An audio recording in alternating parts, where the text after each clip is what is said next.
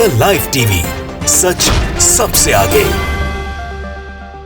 नमस्कार, मैं हूं Iqbal Parvez. The live TV में आपका स्वागत है। साथियों, ऑक्सीजन की कमी से लोग जूझ रहे हैं, लोग मर रहे हैं, लेकिन हालत जस की तस बनी हुई है। सरकार दावे पे दावा कर रही है कि हम यहाँ से मंगा रहे हैं, हम वहाँ से मंगा रहे हैं, हम ये प्लांट लगाने जा रहे हैं, मगर अभी तक किसी को राहत नहीं मिल रही है। जी हाँ, दवाई की कमी तो थी ही, बिस्तर की कमी तो थी ही, शमशान की कमी तो थी ही, ऑक्सीजन की भी कमी लगातार उतनी ही बनी हुई है, बल्कि उससे ज़्यादा बढ़ रही है। जो तस्वीरें आ रही हैं वो भयावह हैं और ज़्यादा डराने वाली हैं कि किस तरह से लोग ऑक्सीजन की कमी से मर रहे हैं। अब ऑक्सीजन की कमी पर विपक्ष तो सवाल उठा ही रहा है, विपक्ष तो हमलावर है ही है, लेकिन भारतीय जनता पार्टी के नेता भी हमलावर हो चुके हैं। भारतीय जनता पार्टी के कद्दावर नेता सुब्रमण्यम स्वामी ने प्रधानमंत्री नरेंद्र मोदी पर बहुत ही बड़ा निशाना साधा है और उन्होंने कहा है कि अब ये नहीं बताना है कि कहाँ से क्या ला रहे हैं और कहाँ से कितनी ऑक्सीजन आ रही है। आप ये बताइए देश को, आप ये बताइए जनता को कि आप कौन से हॉस्पिटल को कितना ऑक्सीजन दे रहे हैं। जी हाँ, ये जो खबर आई है, जो उन्होंने कहा है वो ये है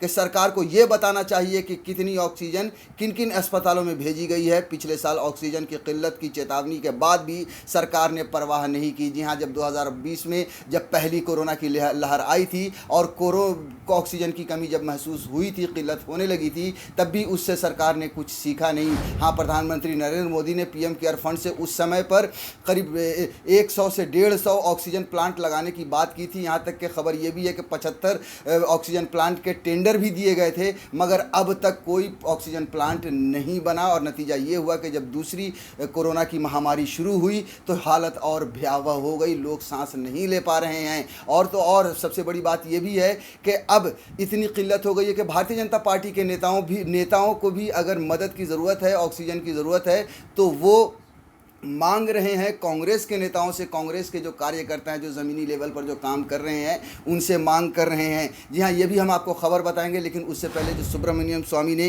किस तरह से घेरा है प्रधानमंत्री नरेंद्र मोदी को और किस तरह से उन्होंने सवाल उठाए हैं, पहले उस चीज़ पर हम थोड़ा सा आपको विस्तार से बता देते हैं जो एबीपी ने छापी है इस खबर को। सुब्रमण्यम स्वामी बोले, सरकार ये ना बताए कितनी ऑक्सीजन है, ये बताए कि कितनी सप्लाई हुई है। जी हाँ, ये देखिए आप कि जब भी आप चैनलों पे अगर आप देखेंगे तो भारतीय जनता पार्टी के जो प्रवक्ता हैं वो बैठकर बस यही गिनती कराने में है कि हम वहाँ से इतना मंगा रहे हैं, इतनी ऑक्सीजन यहाँ आ रही है, इतनी जगह पर हम यहाँ पहुँचा रहे हैं, सरकार ये काम कर रही है। लेकिन अगर ज़मीनी हकीकत आप देखें तो उससे बिल्कुल उलट है। हॉस्पिटल में नहीं मिल रहे हैं, लोग कराह कराह कर मर रहे हैं। देश में कोरोना के चलते बिगड़ते हालात के बीच स्थिति दिनों दिन और भयावह होती जा रही है। देश के अस्पतालों में कोविड मरीजों से बेड फुल है, जबकि इसके खिलाफ लड़ाई में संसाधनों की कमी पड़ रही है। हालत ये हो चुकी है कि लगातार अस्पताल में ऑक्सीजन की कमी की वजह से वेंटिलेटर पर कोविड-19 के मरीज दम तोड़ रहे हैं। ऑक्सीजन की कमी पर सुब्रमण्यम स्वामी ने घेरा है, ये हेडलाइन है उसके आगे।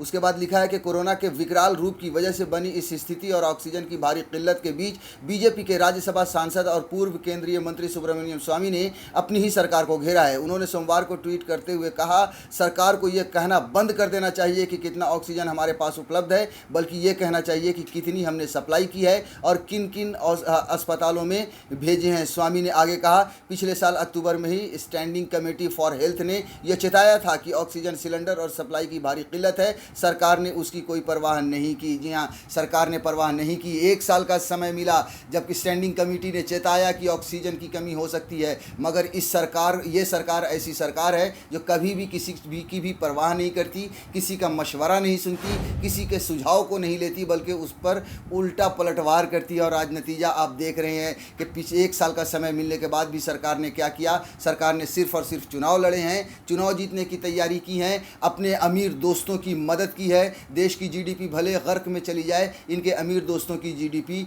दोगुना हो चुकी है। साथियों, अब हम आपको लेकर चलते हैं उस खबर की ओर जहां भारतीय जनता पार्टी के नेता मदद मांग रहे हैं कांग्रेस के कार्यकर्ताओं से। आप सोचिए कि भारतीय जनता पार्टी के नेता क्या कर रहे हैं, उन्होंने क्या किया है देश के लिए या समाज के लिए या सोसाइटी के लिए। देखिए, ये दिल्ली के जिस इलाके के वो खुद सांसद हैं, वहाँ पर वो किसी और से मदद मांग रहे हैं। उन्होंने ट्वीट किया है #SOS और #SOS दिल्ली को और लिखा है कि oxygen required, mister Yash Yash Sidhwani A62, उन्होंने एड्रेस लिखा है, उनका फ़ोन नंबर लिखा है कि इनको ऑक्सीजन की ज़रूरत है। उसके बाद श्रीनिवास बीवी जो कांग्रेस के नेता हैं, उन्होंने उनको बाज़ाब्ता रिस्पॉन्ड किया है, उन्होंने जवाब दिया और लिखा है, सांसद जी परिवार से मेरा संपर्क हो गया है, यश के पिता के लिए ऑक्सीजन सिलेंडर मुहैया करने का प्रयास हम कर रहे हैं। आप देखिए कि किस तरह से कांग्रेस बल्कि जो विपक्ष है, जिसको इस देश की जनता ने तोड़ दिया है, जिसको कमज़ोर कर दिया, जिसको बुरी तरह से हर जगह से इस देश की जनता ने हराया है, अगर आप सच मानो में अगर आप नज़र उठा के देखेंगे तो हर जगह आपको देश के हर कोने में, राज्य के हर कोने में कांग्रेस के कार्यकर्ता, कांग्रेस के नेता आपकी मदद करते हुए नजर आएंगे। वहीं भारतीय जनता पार्टी के नेता चुनाव लड़ते हुए नजर आएंगे या फिर मदद मांगते हुए नजर आएंगे। आप देखिए कि इस ट्वीट पर एक रामकृष्णा मिश्रा हैं, उन्होंने बहुत अच्छा लिखा है। उन्होंने लिखा है रिप्लाई देते हुए कि हंस दिल्ली के भाजपा सांसद हैं और मदद पहुंचाने वाला यूथ कांग्रेस का अध्यक्ष, बाकी निकम्मे चुने हैं तो फिर परिणाम भी आप ही भुगतेंगे। जाहिर सी बात है, वो ये देश की जनता को ये कह रहे हैं, ये जो यूज़र हैं, कि आपने निकम्मी सरकार चुनी है, आपने निकम्मे नेता चुने हैं, तो आपको ही भुगतना पड़ेगा। और ये भुगतना पड़ रहा है, पिछले 7 सालों से ये देश भुगत रहा है, ये देश पूरी तरह से भुगत चुका है, गर्क हो चुका है, देश का बेड़ा गर्क हो चुका है साथियों। मगर इन सब के बावजूद देखने वाली बात यह है कि भारतीय जनता पार्टी लगातार अपनी क्रेडिट लेने पर ही तुली हुई है, लगातार अपनी इमेज बनाने पर तुली हुई है। उनके जितने प्रवक्ता हैं, उनके जितने डिजिटल की जो टीम है, वो सब इमेज बनाने में लगी हुई है और प्रधानमंत्री की मोदी की वाहवाही में लगी हुई है। देखिए, अब आप वैक्सीनेशन पर भी वैक्सीनेशन के बाद जो सर्टिफिकेट मिलता है उस पर भी मोदी की तस्वीर लगी हुई है। एक प्रोफेसर हैं, उन्होंने साफ इनकार कर दिया है कि पीएम मोदी की तस्वीर को हटाओ। जी हाँ, वो जो सर्टिफिकेट है उससे मोदी की तस्वीर को हटाओ, तभी हम वैक्सीन लेंगे, वरना हम वैक्सीन नहीं लेंगे। ये बड़ी बेइज्जती की बात है प्रधानमंत्री नरेंद्र मोदी के लिए कि एक प्रधानमंत्री की तस्वीर, एक तो सबसे पहले तो बेशर्मी नरेंद्र मोदी ने ही की है कि हर जगह पे अपनी तस्वीर, भाई आप सर्टिफिकेट दे रहे हो, आपने वैक्सीन थोड़ी बनाई है, वैक्सीन बनाई है इस देश के साइंटिस्टों ने, पैसे लगाए हैं इस देश की बड़ी कंपनी ने, क्रेडिट आप ले रहे हैं हमेशा की तरह। वैसे इनकी आदत है क्रेडिट लेने की, तो ये क्रेडिट लेने के लिए इन्होंने अपनी तस्वीर लगाई। लेकिन उससे बड़ी बात यह है कि इनकी बेइज्जती हो रही है कि इस देश का नागरिक उस सर्टिफिकेट पे अपने प्रधानमंत्री की तस्वीर देखना नहीं चाहता। उसने कह दिया है कि अगर तस्वीर नहीं हटेगी तो हम वो इंजेक्शन नहीं लगाएंगे, वो वैक्सीन नहीं लगाएंगे। ये रानी राजेश के नाम से एक हैंडल है फेसबुक पर, उन्होंने लिखा है कि वैक्सीन सर्टिफिकेट से पीएम मोदी की फ़ोटो हटाओ, रिटायर्ड प्रोफेसर की मांग। Professor Chaman Lal corona vaccine नहीं लगवाएंगे, तब तक ना लगवाएंगे जब तक कि वैक्सीन के सर्टिफिकेट पर प्रधानमंत्री नरेंद्र मोदी की फ़ोटो लगी रहेगी।